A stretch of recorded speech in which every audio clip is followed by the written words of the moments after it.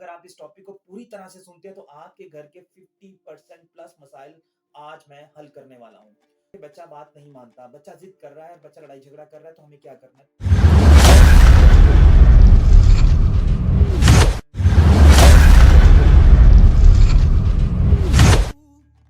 अस्सलाम वालेकुम, Imran Sadiqi here, motivational speaker, trainer and academic consultant. दोस्तों, अपनी नई वीडियो में आपको वेलकम करता हूं। और आज का हमारा टॉपिक बड़ा हॉट टॉपिक का टॉपिक है, बच्चे बात क्यों नहीं मानते। ये टॉपिक मैं पिछले काफी सारे दिनों से प्लान कर रहा था कि आप लोगों के साथ डिस्कस करूं, क्योंकि मेरे हर पेरेंटिंग के सेशन में वालिदैन ये सवाल जरूर करते हैं कि हमारे बच्चे बात नहीं मानते, जिद करते हैं, लड़ाई झगड़ा करते हैं, बड़ों से लड़ाई करते हैं, छोटों का प्यार नहीं करते, और अब तो बहुत ज्यादा चिड़चिड़े रहने लग गए हैं, मोबाइल बहुत ज्यादा देखते हैं, टीवी बहुत ज्यादा देखते हैं, फिल्में, कार्टून, ईटीसी बहुत कुछ चल रहा होता है उनकी लाइफ में।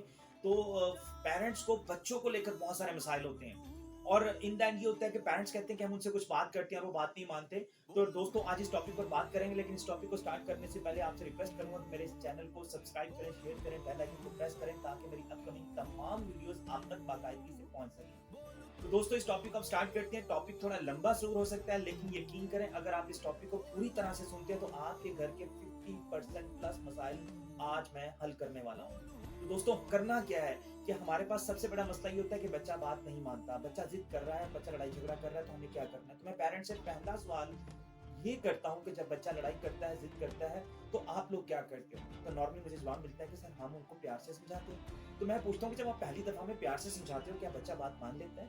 तो यकीनन कुछ देर या अक्सर तो बात नहीं मानते, या कुछ देर के लिए असर होता है और फिर बच्चे वैसे का वैसे।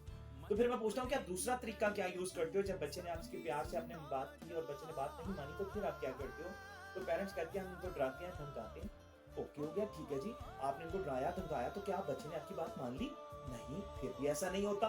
तो फिर आप क्या करते हो कि बच्चे को डराने धमकाने के बावजूद बच्चा आपकी बात नहीं मान रहा, बच्चा फिर भी जिद कर रहा है, लड़ाई झगड़ा कर रहा है, तो फिर आप क्या करते हो? लास्ट एंड थर्ड मेथड जो हमारे यहाँ पेरेंट्स हमारी सोसाइटी में यूज करते हैं, वो होता है मार का। बच्चे को मारा जाता है, बच्चे को पीटा जाता है, बच्चे को तो मैं ये सवाल करता हूँ कि जब बच्चे को आप मारते हो, क्या आपको मारते हुए सुकून मिलता है? क्या आपको मारते हुए अच्छा लगता है? क्या आप जब बच्चे को मारते हो, क्या उस रात आप सुकून से सो पाते हो? क्या आपको नींद आती है? और मैंने तो अक्सर यहाँ तक देखा है कि बहुत सारी माएं इधर बच्चे को मारती हैं, इधर बच्चा रोता है और इधर माँ रो रही होती है। तो जनाब, अब हमारे पास तो चौथा कोई हल ही नहीं है। मतलब हमारे पास एक सर्कल है कि बच्चा तंग कर रहा है, बच्चा बात नहीं मान रहा, तो हम पहले में उसे प्यार से समझा देते हैं, दूसरे में उसको डराते हैं, धमकाते हैं, और तीसरे में उसको मारते हैं। और इन द एंड ये कुछ देर बाद बच्चा फिर वैसे का वैसे, और फिर माँ कुछ देर बाद वैसे की वैसे, फिर वही सर्कल, प्यार से समझाना, डराना, धमकाना और मारना। क्या इसके अलावा कुछ चौथा तरीका है हमारे पास? नहीं है। क्यों? क्योंकि हमने आज तक इसका हल नहीं सोचा। और किसी भी मसले का हल सोचने के लिए पहले उस मसले की वजह सोचनी पड़ती है। तो मेरा जितने ये व्यूवर्स मेरा ये वीडियो देख रहे हैं, मैं आपसे ये सवाल करता हूँ कि बच्चा बात नहीं मान रहा, बच्चा जिद कर रहा है, बच्चा लड़ाई झगड़ा कर रहा है, बच्चा चिड़चिड़ा है, बच्चा आपकी किसी भी बात को मानने से बिल्कुल, तो क्या आप उस वक्त कभी आपने ये सोचा कि बच्चा ऐसा कर क्यों रहा है? वो कौन सी ऐसी वजह है जिसकी वजह से बच्चा जिद कर रहा है? अगर बच्चा बहुत ज्यादा मोबाइल देख रहा है, तो क्यों देख रहा है, क्या वजह है? देखिए जी, हमें नॉर्मली लाइफ में जब भी कोई इशू होता है, कोई प्रॉब्लम होता है, तो हम क्या करते हैं? सबसे पहले उस प्रॉब्लम की, उस मसले की वजह ढूंढते हैं। लेकिन मसला ये है कि हम इस घर में, एक फैमिली में जहां सबसे जरूरी बच्चे हैं, और हम माँ और बाप सुबह से शाम तक सब कुछ बच्चों के लिए करते हैं, उन सबसे जरूरी बच्चों के साथ जो होने वाले मसाइल हैं, उस पर आज तक ना तो माँ ने सोचा और ना बाप ने सोचा। सोचना चाहिए था ना कि बच्चा जिद क्यों कर रहा है, बच्चा बात क्यों नहीं मान रहा, बच्चा लड़ाई झगड़ा क्यों कर रहा है। लेकिन हमने इसकी वजूहात नहीं सोची। तो हम आज वजूहात भी डिस्कस करेंगे और इनका हल भी डिस्कस करेंगे। तो पहली वजह की तरफ चलते हैं। मैं एक मिसाल से आप लोगों से पूछता हूँ। एक मिसाल है जनाब कि दो लोग आपकी तरफ चलकर आते हैं। एक पर्सन है जिसने बहुत प्यारे साफ सुथरे कपड़े पहने हुए, ब्रांडेड गाड़ी से उतरा है, ब्रांडेड शूज, ब्रांडेड कपड़े उसके, और सब कुछ नया और बेहतरीन साफ सुथरी सी लुक है उसकी।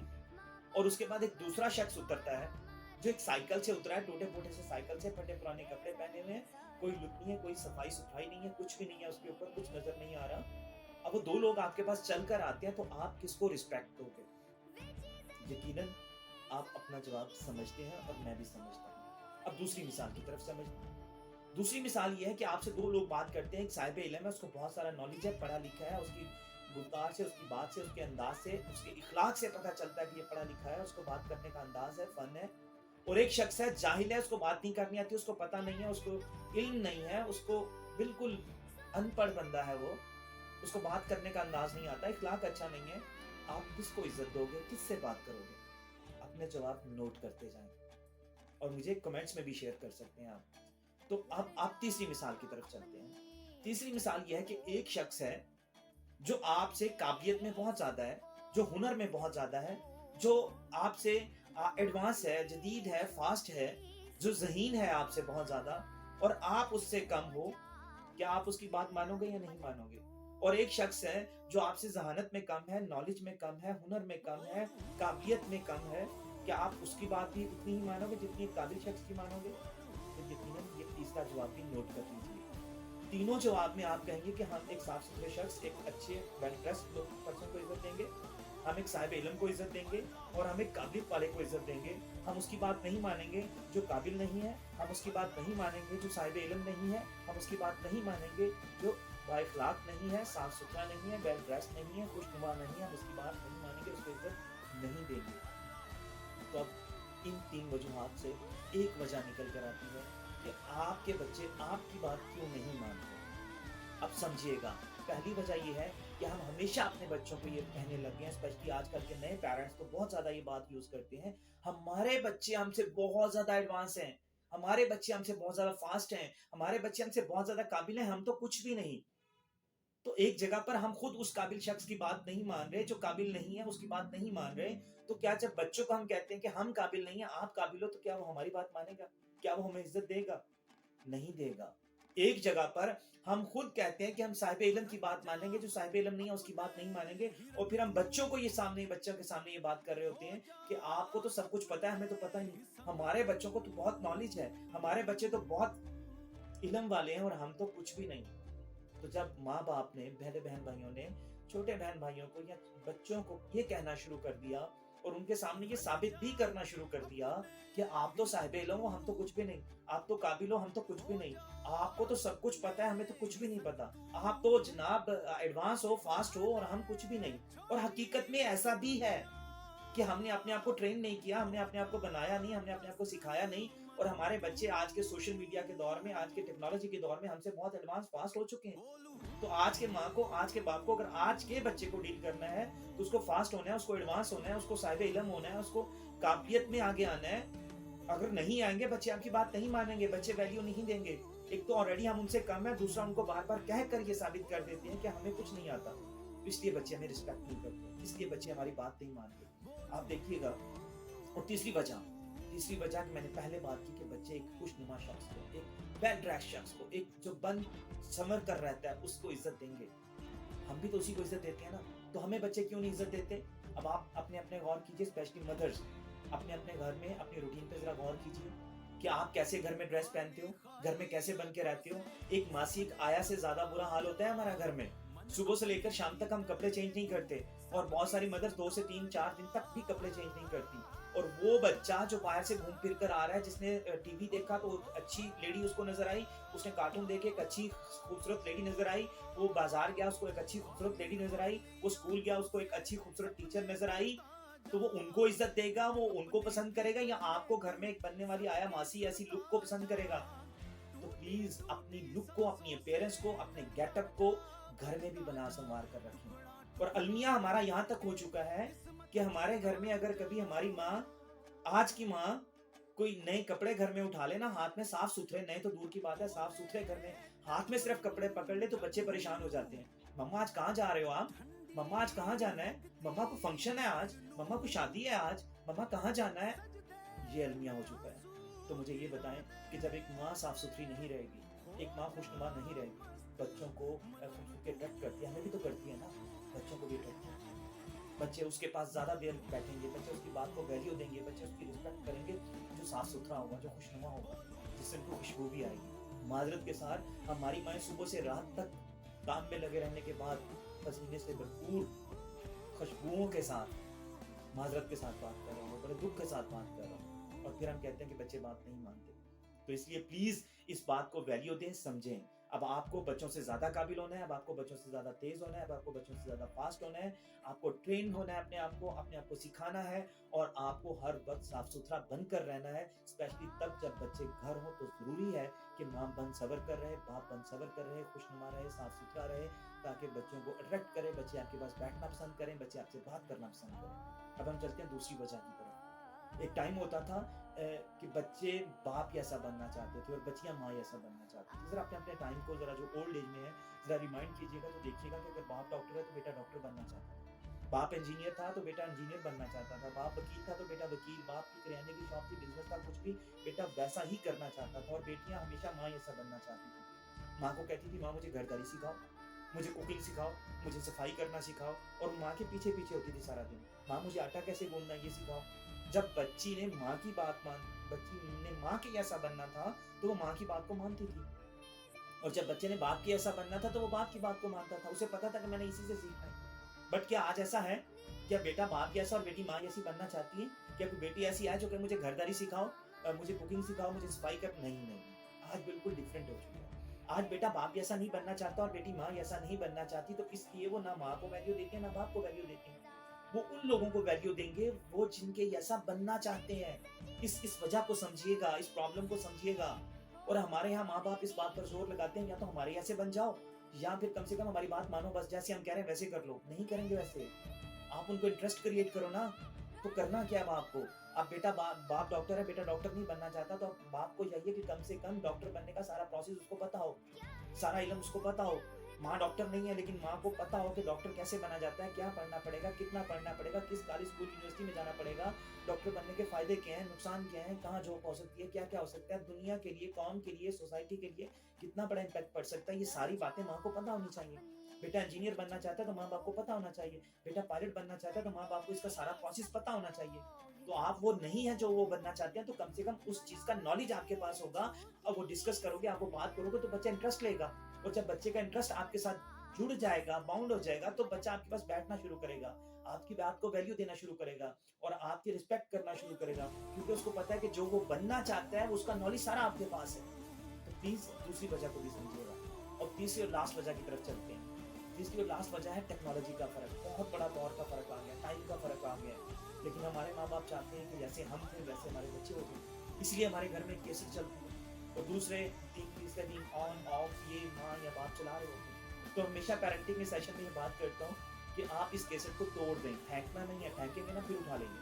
आपने इस कैसेट को तोड़ देना है और वो कैसेट क्या चलती है कि जनाब हम आपके जितने थे तो बहुत नेक थे, बहुत साफ थे, बहुत बात थे, टाइम पर सो जाते थे, वो टाइम पर उठते थे, घर का खाना खाते थे, टाइम पर खाना खाते थे, बड़ों की बात मानते थे, छोटों से प्यार करते थे, ब्ला ब्ला। बहुत सारी हम बातें करते हैं इस तरह की कि जिससे हम ये शो ऑफ करते हैं कि हम बहुत कुछ थे और आप कुछ भी नहीं हो, अपने टाइम के हवाले से कंपेयर करते हुए। और ये कैसेट जब चलती है तो बच्चे अब इस कैसेट के इतना आदी हो चुके हैं कि ऐसी माँ या बाप शुरू होते हैं, स्पेशली मदर्स ये काम घर में बड़े अच्छे से कर रही होती हैं, और ऐसी माँ शुरू होती है तो बच्चे एक दूसरे को इशारा करेंगे, टीवी की आवाज ऊंची कर देंगे, रूम से बाहर चले जाएंगे, या जैसे ही माँ शुरू करेगी बच्चा साथ साथ उस कैसेट को रिपीट करता जाएगा और आपसे पहले आपके सेंटेंसेस जो उसको रट चुके हैं उनको पूरा कर देगा हंसते हुए। तो मुझे बताएं आपकी बात की वैल्यू कहाँ रही? तो प्लीज इस बात को समझिएगा कि आपके और आज के टाइम में, आपके और आज की टेक्नोलॉजी में, आपके और आज की सिचुएशन और हालात में जमीन आसमान का फर्क है। मैं आपसे ये सवाल करता हूँ, आपको इतराज़ है कि बच्चे टाइम पर नहीं सोते, बच्चे मोबाइल यूज़ करते हैं, बच्चे टीवी यूज़ करते हैं, बच्चे जनाब बाहर का खाना खाते हैं, बच्चे रात देर से सोते हैं, सुबह देर से उठते हैं, तो मैं आपसे ये सवाल करता हूँ, क्या आपके टाइम में मोबाइल था? क्या आपके टाइम में टीवी चैनल्स थे? क्या आपके टाइम में नेट था? क्या आपके टाइम में इतने सारे इंटरनेट के पैकेजेस थे, मोबाइल के पैकेजेस थे? क्या आपके टाइम में बर्गर, शौरमा, पिज़्ज़ा इस तरह के फास्ट फूड्स थे? क्या आपके टाइम में घर में 3-3, 4-4 बाइक, 2-2, 3-3 गाड़ियाँ थीं? क्या आपके टाइम में रात देर तक जागने वाला कोई सामान था? कुछ था? नहीं था ना? तो आप इसलिए सब कुछ नेक थे, आप इसलिए सब कुछ शरीफ थे, आप इसलिए सब कुछ कर लेते थे।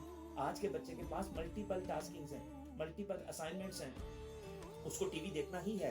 अगर वो टीवी नहीं देखेगा, वो पसंद के कार्टून नहीं देखेगा, तो कल बच्चा उसके साथ जिसके साथ वो पढ़ता है, वो उसके साथ शेयर करेगा कि मैंने तो ये कार्टून देखे या वो कार्टून देखे, तो आपका बच्चा एहसास से कमतरी का शिकार हो जाएगा। तो प्लीज़ इन बातों को समझें। अब हमारे माँ-बाप कहते हैं कि बच्चा मोबाइल बहुत यूज़ करता है और मोबाइल ने बिगाड़ के रख दिया, खराब कर दिया। मोबाइल खराब नहीं करता। मोबाइल आज के टाइम के, आज के दौर की सबसे बेस्ट इन्वेंशन है। बट इस इन्वेंशन का यूज़ पॉजिटिव या नेगेटिव हो सकता है। अब जब हमारी माँ को मोबाइल नहीं यूज़ करना आता, हमारे बाप को मोबाइल नहीं यूज़ करना आता और बच्चे को करना आता है या वो कहीं से भी सीखता है, पॉजिटिव या नेगेटिव उसका यूज़ सीख लेता है और माँ-बाप को करना नहीं आता, तो बच्चा फिर कुछ भी देखता है। मोबाइल बुरा नहीं है, उस पर देखे जाने वाला सामान, उसको यूज़ किए जाने वाला वे बुरा हो सकता है। तो वो किसने सही करना था? वो किसने सिखाना था? वो एक माँ ने सिखाना था, एक बाप ने सिखाना था। लेकिन अनफॉर्चुनेटली हमारे माँ-बाप को तो खुद इंटरनेट यूज़ नहीं करना आता, मोबाइल यूज़ नहीं करना आता, गूगल यूज़ नहीं करना आता, कंप्यूटर, लैपटॉप यूज़ नहीं करना आता। तो इसलिए मैं कहता हूँ कि आज की माँ को ट्रेन्ड होना पड़ेगा, आज के बाप को ट्रेन्ड होना पड़ेगा। थोड़ा-थोड़ा करके सीखें, बट सीखना शुरू करें। किसी दोस्त से, किसी अज़ीज़ अकारिब से, किसी सेंटर से, कहीं से भी सीखना शुरू करें, बट मोबाइल का बेसिक नॉलेज लें, लैपटॉप का, कंप्यूटर का बेसिक नॉलेज लें, इंटरनेट का बेसिक नॉलेज होना चाहिए आपके पास। आपको पता होना चाहिए कहाँ से अच्छी चीज़ें, कहाँ से बुरी चीज़ें, कौन से सॉफ्टवेयर अच्छे, कौन से बुरे, कौन सी वेबसाइट्स अच्छी, कौन सी वेबसाइट्स बुरी। आपके पास ये बेसिक नॉलेज होना चाहिए ताकि आप बच्चों पर अच्छी तरह से चेक एंड बैलेंस रख सकें। तो इसलिए मोबाइल बुरा नहीं होता, मोबाइल का यूज़ बुरा होता है और यूज़ किसने सिखाना था? वो आपने सिखाना था, नहीं सिखा रहे, इदारे ने सिखाना था, नहीं सिखा रहा। तो इसलिए प्लीज़ आज हम बच्चे को मोबाइल से नहीं रोक सकते और ना रोकना चाहिए। अगर आप मोबाइल से, लैपटॉप से, टैब से उनको दूर करते हो तो आज की बेहतरीन इन्वेंशन से और आने वाले बेहतरीन टाइम और टेक्नोलॉजी से आप दूर करते हो।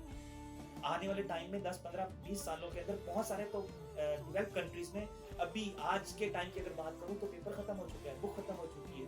वो टोटल काम टैब कर लेते हैं, राइटिंग का काम खत्म हो चुका है। हम ये नहीं कहते कि हम इतने एडवांस फौरन हो जाएँगे, बट आने वाले 5, 10, 15, 20 सालों में आपको तो उसी टाइम के लिए बच्चे को तैयार करना है ना।